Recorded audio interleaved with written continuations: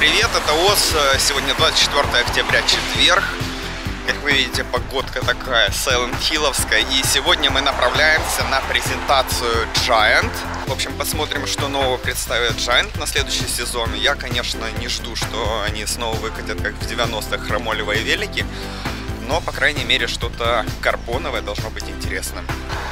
Возможно, там еще будут новинки от Topic и других брендов. Буду вам показывать и рассказывать, что нового ждет вас в 2020 году. Вот первый экземпляр у Топика появился, новый крутой багажник. Можно крепить даже там, где нет бонок. Специальное крепление MTX-овское. Вот, а здесь специальное крепление для фары. Прикольная концепция этих багажников, что можно их устанавливать даже на двух подвесах. Причем крепление для сумок стандартное, поэтому все MTX-овские сумочки становятся на эти багажники. Также тут представлена обновленная передняя сумка Topic. У нее обновили крепление, заменили материалы упорных проставок. Теперь они не из пены, а прорезиненные. Более прочное крепление и гермомешок с клапаном для сдутия воздуха. В общем-то, аккуратно и красиво. Добавили еще здесь возможность закрепиться за рулевую.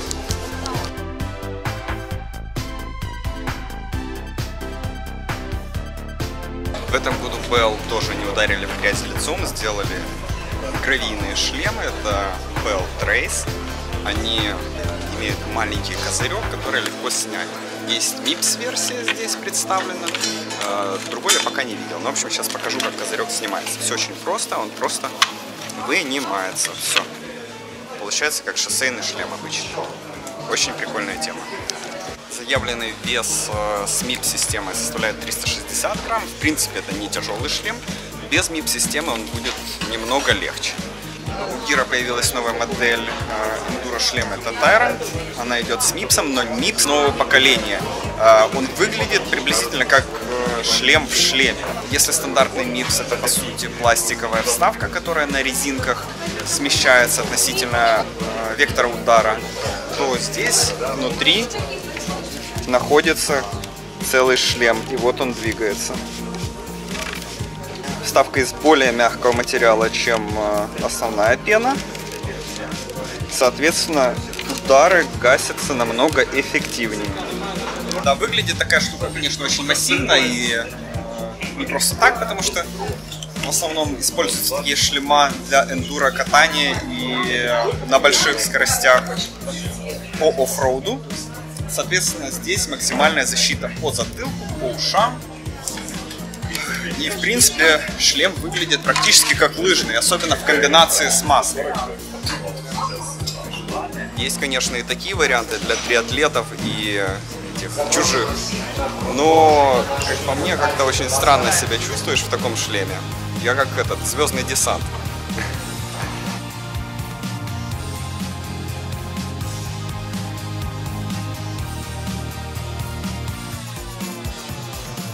Очень прикольную штуку ребята решили завести. Это новый бренд, называется Line. Практически Lizine созвучно, но это немножко другое.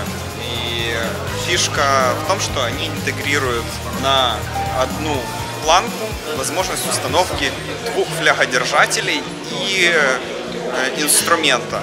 И, соответственно, по этой рейке могут двигаться флягодержатели, их можно поставить именно в том положении, где это необходимо. Суть в том, что это решает проблему для тех ребят, у которых в раме стоит, например, две бонки, либо нет возможности как-то более правильно разместить фляги.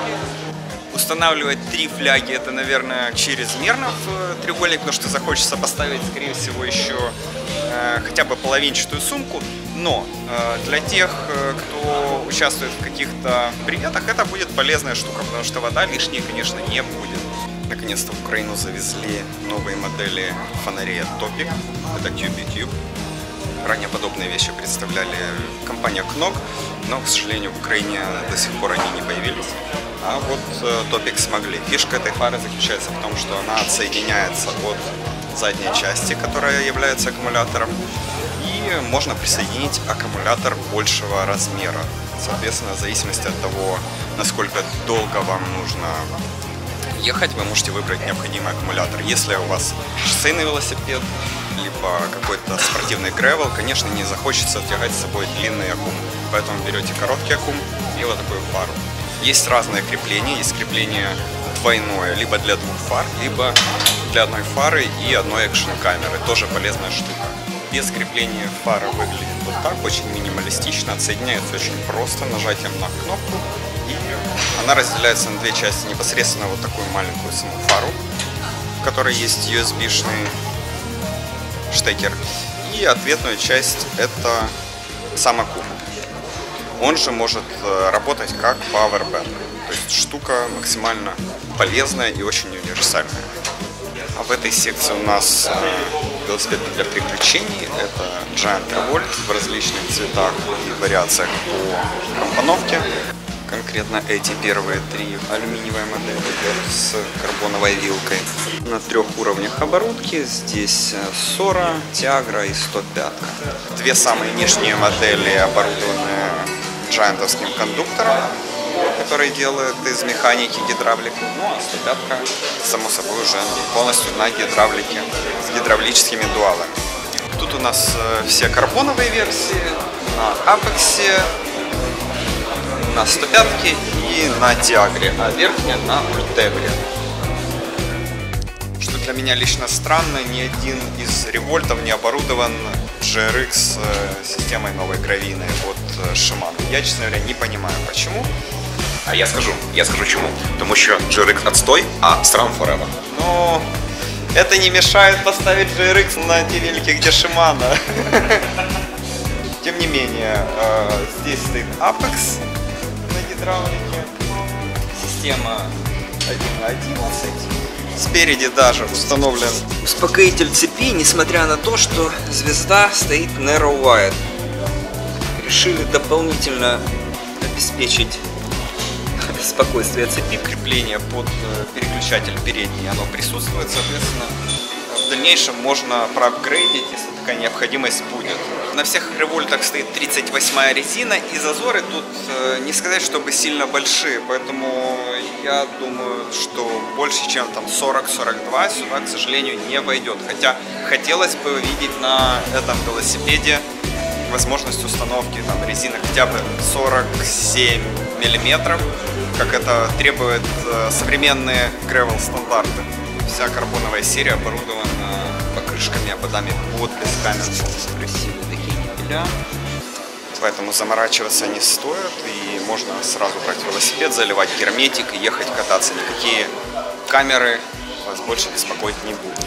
На Giant Revolt используется D-образный подседельный штырь, который сам по себе работает как амортизатор. Соответственно, гасит вибрации, которые приходят из заднего колеса, и добавляет дополнительный комфорт.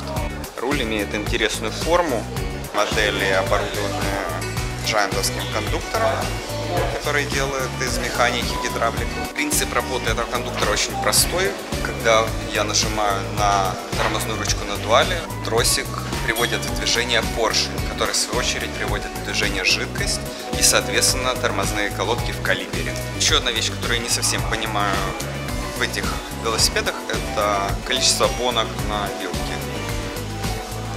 Опять же, тенденции мирового гревела говорят о том, что нужно ставить 3 бонки для того, чтобы можно было поставить легкий пакинг Anycage с маленькими мешками. Но Giant решили поступить иначе и поставить только одну бонку для того, чтобы можно было крепить багажник. Для меня эта ситуация не совсем понятна. Лучше было бы, конечно, чтобы здесь было 3 боночки. Тем более, что сделать их не такая большая затрата.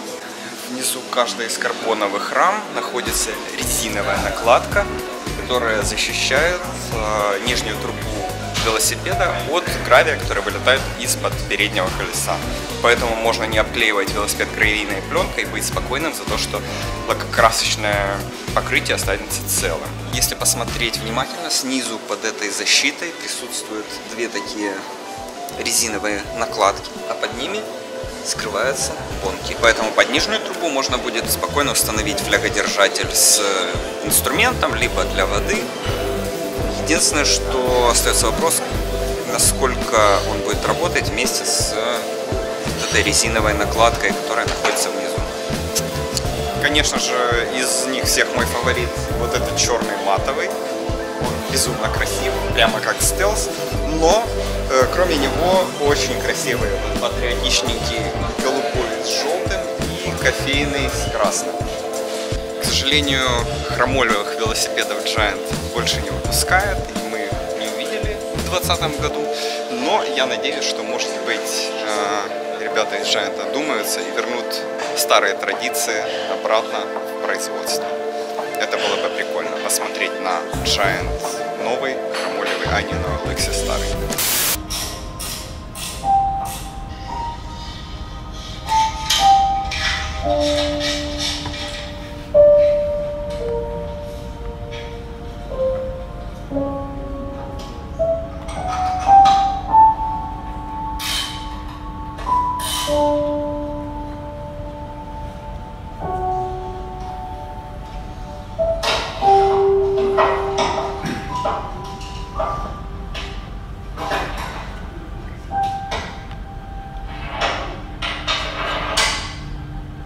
Ну а здесь мы можем увидеть боевой Revolt, который прошел гонки в боевом состоянии, его даже не протирали, можно заметить следы грязи. И в общем, вот такие эмоции он вызывает. Классный велосипед, мне очень нравится.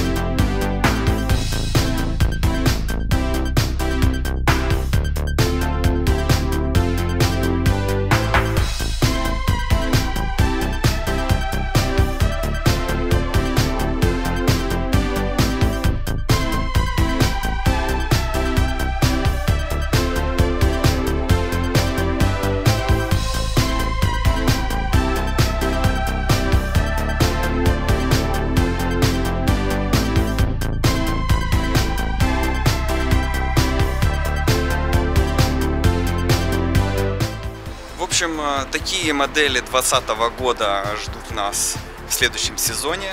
Лично мне больше всего понравилась модель Revolt.